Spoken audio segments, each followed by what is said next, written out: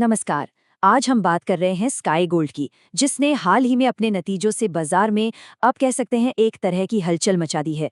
तो चलिए इस खास अपडेट में गहराई से समझते हैं कि इस जबरदस्त परफॉर्मेंस के पीछे की असली रणनीति क्या है और हाँ, भविष्य के लिए कंपनी का प्लान क्या है।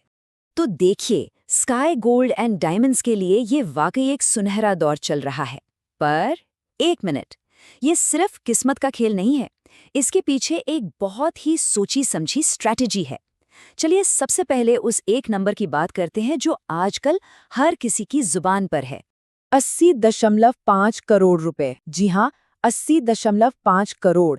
ये वो आंकड़ा है जिसने इन्वेस्टर से लेकर एनालिस्ट तक सबका ध्यान अपनी तरफ खींच लिया है। पर सच कहूं तो ये सिर्फ एक नंबर नहीं है, ये तो एक जबरदस्त कामयाबी की पूरी कहानी बयां करता है। हाँ, आपने सही सुना। एक तिमाही का प्रॉफिट आफ्टर टैक्स है ये 80.5 करोड़ रुपए। और पता है सबसे बड़ी बात क्या है? ये पिछले साल के मुकाबले 120% से भी ज्यादा की ग्रोथ है, मतलब दोगुने से भी ज्यादा। अब सवाल ये उठता है कि भाई, कोई भी कंपनी इतनी तेजी से आखिर कैसे बढ़ सकती है? तो फिर इस कमाल के परफॉर्मेंस के पीछे की असली स्ट्रैटेजी क्या है? क्या है वो राज?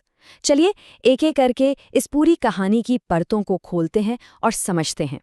तो सबसे पहले बात करते हैं इस शानदार तिमाही की, और इसकी शुरुआत उन नंबर से करते हैं जो इस पूरी कहानी का बेस हैं, इसकी नींव हैं। जरा इन नंबर्स पर नजर डालिए। कंपनी का रेवेन्यू मतलब आमदनी 77% बढ़ी है।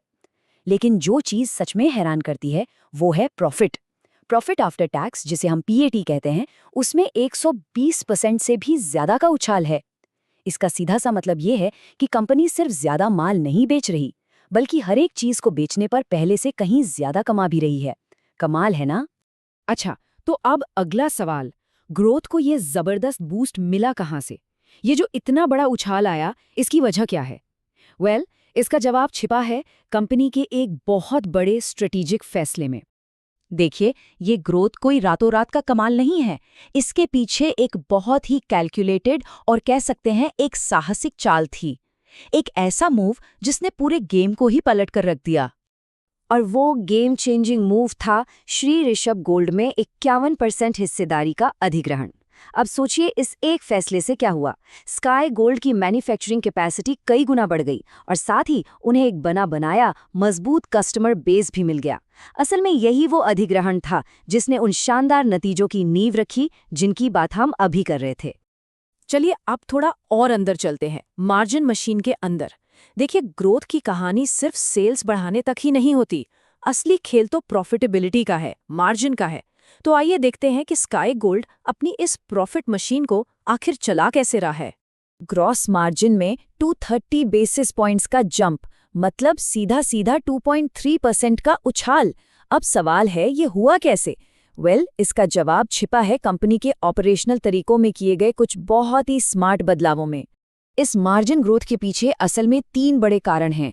पहला, गोल्ड लॉस में कमी, मतलब फैक्ट्री में सोना बनाने की प्रोसेस को इतना एफिशिएंट बनाया गया कि बर्बादी कम हो गई और इससे सीधे सीधे 100 बेसिस पॉइंट्स बचे। दूसरा, एडवांस्ड गोल्ड बिजनेस पर फोकस बढ़ाना। इस एक स्ट्रैटेजी ने करीब 60 बेसिस पॉइंट्स और जोड़ दिए। और तीसरा, हाई मार्जिन प्रोडक्ट्स की बिक्री बढ़ाना, जैसे 18 कैरेट की ज्वेलरी, स्टडेड ज्वेलरी वगैरह। तो सीधी सी बात है, कम बर्बादी, स्मार्ट बिजनेस और ज्यादा मुनाफे वाले प्रोडक्ट्स। ठीक है, तो ये तो हुई अब तक की बात। शानदार नतीजे हमने देख लिए, लेकिन अब यहाँ से आगे क्या? कंपनी का अगला कदम क्या होगा? यहीं पर एंट्री होती है स्काई गोल्ड 3.0 की। चलिए कंपनी के फ्यूचर विजन को समझते हैं। कंपनी के मैनेजिंग डायरेक्टर मंगेश चौहान इसे बहुत अच्छे से बताते हैं। वो कहते हैं, जैसे ही हम स्काई गोल्ड 3.0 की शुरुआत कर रहे हैं, हम अपनी यात्रा के केंद्र में गवर्नेंस और प्रोफेशनलिज्म को रख रहे हैं। तो मतलब साफ है, अगला फेज सिर्फ तेजी से भागने का नहीं, बल्कि सही तरीके से और एक मजबूत नींव के साथ आगे बढ़ने का है। तो फिर ये स्काई गोल्ड 3.0 आखिर है क्या? आसान भाषा में समझे तो इसका मतलब है कि अब ग्रोथ कर्ज लेकर नहीं, बल्कि कंपनी की अपनी कमाई से होगी। बाहर से बेस्ट टैलेंट को लाया जाएगा ताकि वर्ल्ड क्लास सिस्टम्स लागू हो सके। और सबसे जरूरी बात, बैलेंस शीट को और मजबूत करने और प्रॉफिट मार्जिन सुधारने पर पूरा फोकस रहेगा। अगर अभी की बात करें तो कंपनी का 90% रेवेन्यू अपने देश से यानी डोमेस्टिक मार्केट से आता है और 10% एक्सपोर्ट से। अब ये जो आंकड़ा है ना, ये विजन 2030 के एक बहुत बड़े लक्ष्य के लिए एक स्टार्टिंग पॉइंट है। और यहीं पर कंपनी का बड़ा एम्बिशन साफ नजर आता है। टारगेट ये है कि 2030 तक एक्सपोर्ट की हिस्सेदारी को 10% से बढ़ाकर सीधा 30% तक ले जाना है, मतलब 3 गुना। ये सिर्फ एक नंबर नहीं है, ये स्काई गोल्ड को एक ग्लोबल प्लेयर बनाने का एक सॉलिड प्लान है।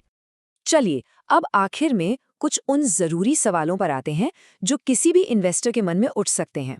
एक बहुत ही वाजिब सवाल उठता है, जब कंपनी गवर्नेंस और सिस्टम को सुधारने पर इतना जोर दे रही है, तो कहीं ग्रोथ की रफ्तार धीमी तो नहीं पड़ जाएगी?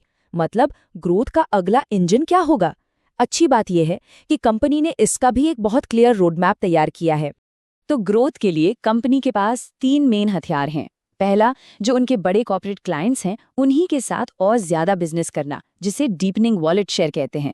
दूसरा, एक बड़ा डिस्ट्रीब्यूटर और डीलर नेटवर्क बनाना ताकि छोटे छोटे रिटेलर्स तक भी पहुंच सकें। और तीसरा, दुबई में जो नया ऑफिस खुला है उसका फायदा उठाकर एक्सपोर्ट्स को जोर शोर से बढ़ाना।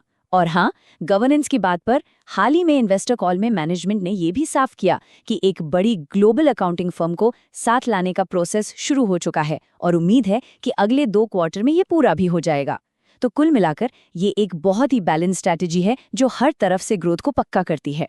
तो कुल मिलाकर स्काई गोल्ड की ये कहानी सिर्फ जबरदस्त नंबर्स की नहीं है, ये कहानी है सही टाइम पर लिए गए साहसिक फैसलों की। ये कहानी है ऑपरेशनल एक्सीलेंस की, और सबसे बढ़कर भविष्य के लिए एक बिल्कुल साफ और बड़े विजन की। उम्मीद है स्काई गोल्ड की ग्रोथ स्टोरी का हमारा ये विश्लेषण आपको पसंद आया होगा। अगर ये आपको इन्फॉर्मेटिव लगा तो इसे लाइक और शेयर करना ना भूलें। हमारे साथ जुड़ने के लिए बहुत बहुत धन्यवाद।